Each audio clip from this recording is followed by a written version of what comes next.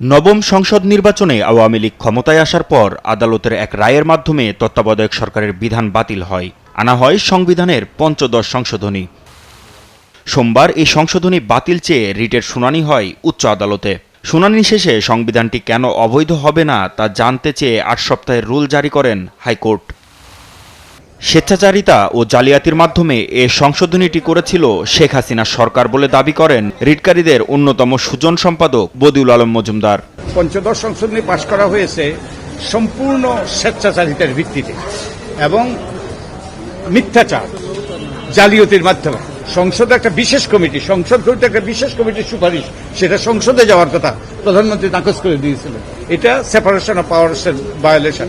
আরেকটা ভায়োলেশন ছিল যে আমাদের সংবিধানের ১৪২ অনুচ্ছেদে ছিল গণভোট করার বিধান, কিন্তু গণভোট না করেই এটা পাশ করা, পঞ্চদশ সংসদে পাশ করা হয়েছে সম্পূর্ণ জালিয়াতির মাধ্যমে, সংবিধান লঙ্ঘন করে। রিটকারী আইনজীবী ডাক্তার শরীফ ভূঁইয়া বলেন, এর মাধ্যমে কৌশলে একদলীয় শাসন ব্যবস্থা কায়েম ও গণতন্ত্রকে ধ্বংস করা হয়েছে। এটা তত্ত্বাবধায়ক সরকার ব্যবস্থা বাতিল করে এবং আরো অনেকগুলো মৌলিক পরিবর্তন আনা হয় সংবিধানে।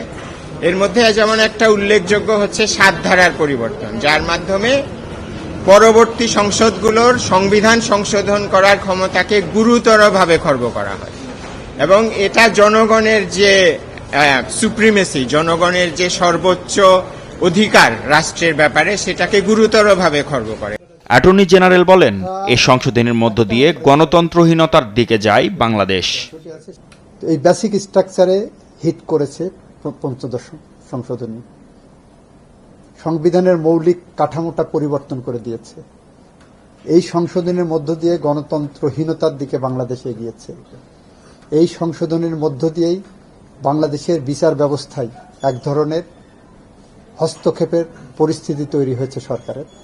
এই জায়গাগুলোর থেকে এই সরকার হয়তো, যারা পিটিশন করেছেন তারা দীর্ঘদিন ধরে কনসাস সিটিজেন হিসাবে বাংলাদেশের তাদের ভয়েস রেজ করেছেন, সেই জায়গা থেকে তারা করেছেন।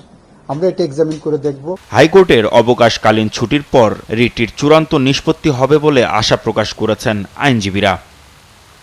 মাহমুদ হাসান, দেশ টিভি, ঢাকা।